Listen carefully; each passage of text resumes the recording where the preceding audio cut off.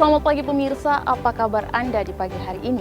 Senang sekali saya Graciela Taime dapat menjumpai Anda dalam Berita Papua. Sejumlah berita menarik dan teraktual telah dirangkum tim redaksi kami. Berikut 3 berita utama hari ini. Dalam sehari, polisi ringkus 3 pengedar ganja di kota Jayapura. 1 kilogram ganja disita polisi.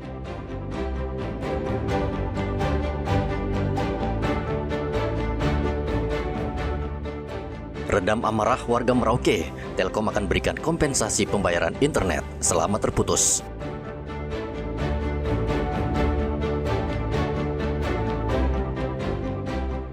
Dua bayi yang baru lahir di kota Jayapura dan Merauke mendapat kejutan saat HUT SCTV.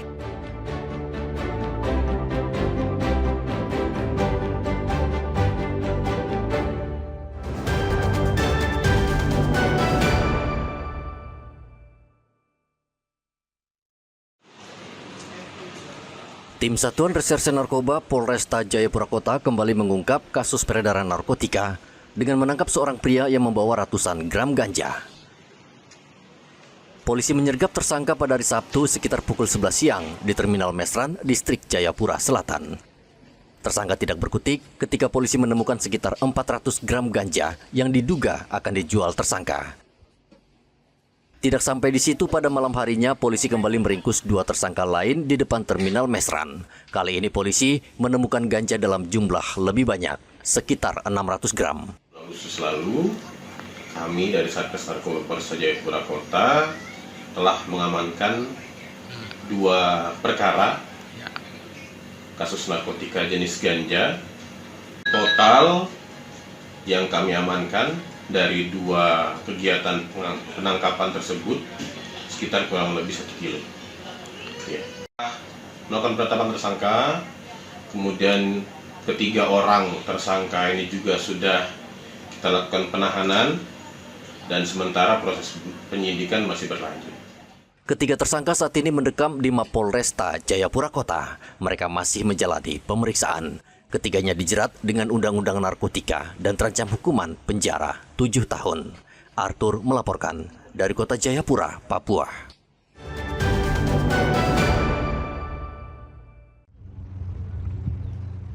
Pencarian seorang pendulang emas yang hilang di Mil 30, Kabupaten Mimika, hingga kini belum membuahkan hasil.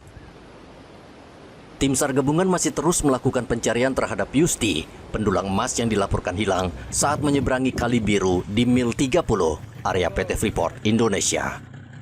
Memasuki hari ke-6, pencarian dilakukan dengan menyisir aliran Kali Biru hingga ke pinggirannya, namun belum menemukan tanda-tanda keberadaan korban.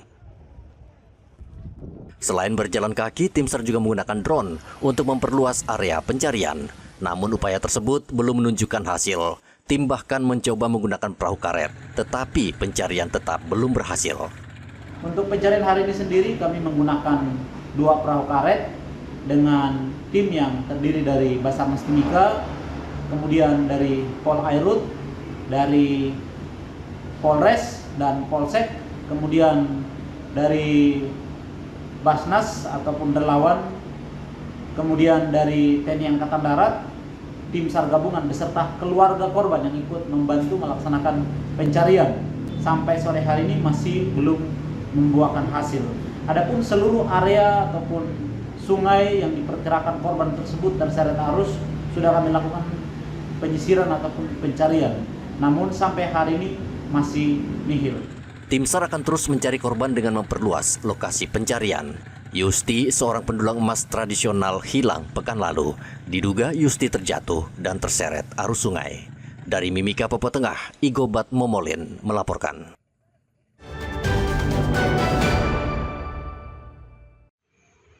Tiga tersangka kasus pembunuhan sopir angkutan umum di Wamena pada hari Jumat diserahkan ke Kejaksaan Negeri Jayawijaya. Ketiga tersangka masing-masing Aske Mabel, Anus Aso, dan Nixon Matuan diserahkan Satuan Tugas Operasi Damai Kartens setelah berkas mereka dinyatakan lengkap atau P21. Penyerahan dilakukan secara bertahap mulai dari Anus Aso di Bandara Wamena sekitar pukul 9 pagi waktu Indonesia Timur kemudian Askema Bell pukul 10.55 waktu Indonesia Timur, dan terakhir Nixon Matuan pukul 11.25 waktu Indonesia Timur di Lapas Kelas 2B Wamena. Kasatgas Humas Operasi Damai Kartens, Kombes Yusuf Sutejo mengatakan penegakan hukum terhadap kelompok pelaku kekerasan akan terus dilakukan secara tegas dan terukur. 3 tersangka anggota KKB ini terlibat dalam pembunuhan seorang sopir angkutan umum bernama Mukhtar Layuk yang terjadi pada 5 November 2024. Riantonai melaporkan dari Jayawijaya, Papua Pegunungan.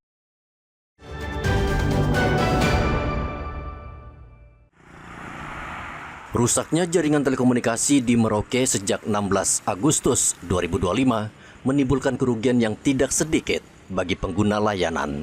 Tentu yang merasakan dampaknya adalah warga yang memiliki usaha dengan mengandalkan layanan internet dan telepon.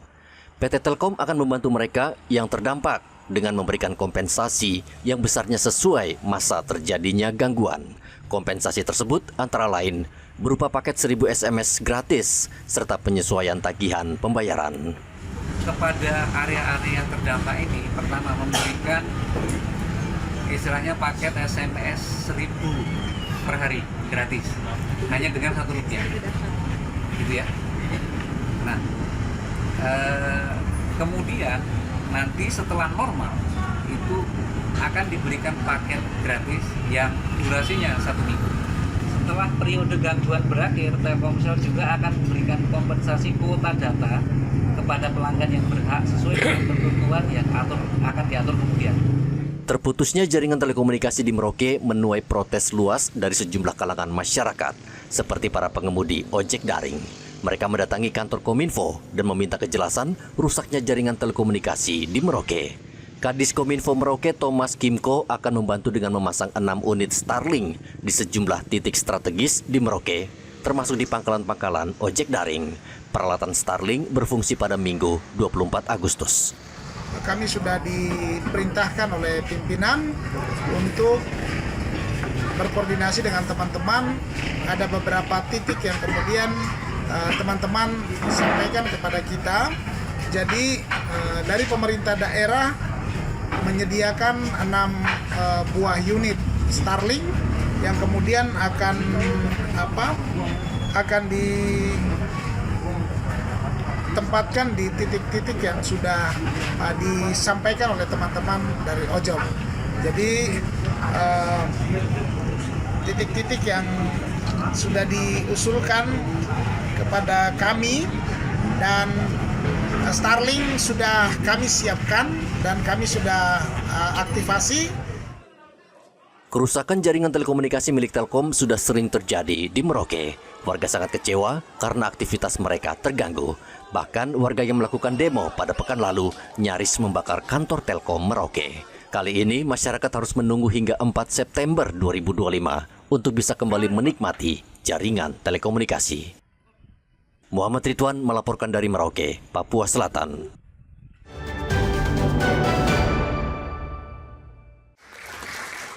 Sebagai bentuk kepedulian terhadap pendidikan di Bumi Cendrawasih, Balai Penjamin Mutu Pendidikan meluncurkan aplikasi digital berbasis website.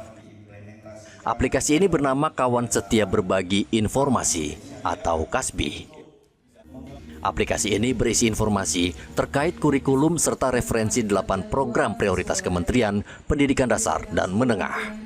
Kepala BPMP Papua, Jono Simangunsong, mengatakan aplikasi KASBI bertujuan mempermudah komunikasi, mempercepat akses informasi dan meningkatkan efektivitas pelayanan kepada guru, kepala sekolah, pengawas, serta masyarakat umum. Supaya tidak terjadi lagi miskonsepsi ya, karena sekarang ini kan banyak tulisan-tulisan di internet ya.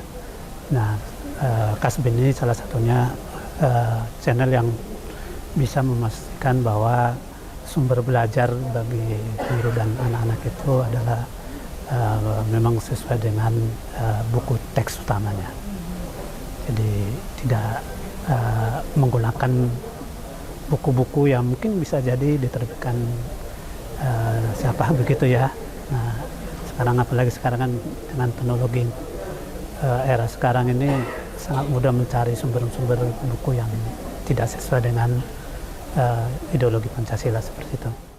Ketua PGRI Papua, Elia Waromi, menyambut baik aplikasi Kasbi sebagai sarana berbagi informasi pendidikan. Menurut Elia, aplikasi ini sangat membantu guru di tanah Papua dalam memperoleh informasi yang akurat. Berterima kasih kepada BPMP Papua yang telah menggagas aplikasi ini. Ini adalah aplikasi untuk informasi yang bisa diambil oleh Bapak Ibu guru di tanah Papua. Ini sangat menolong karena dari sini aplikasi ini bisa memberikan informasi aktual, informasi yang benar-benar terukur yang bisa diakses oleh Bapak Ibu guru. Kami mendorong kepada semua Bapak Ibu guru di tanah Papua untuk bisa mengakses websitenya BPMP atau masuk di nomor yang sudah dikasih.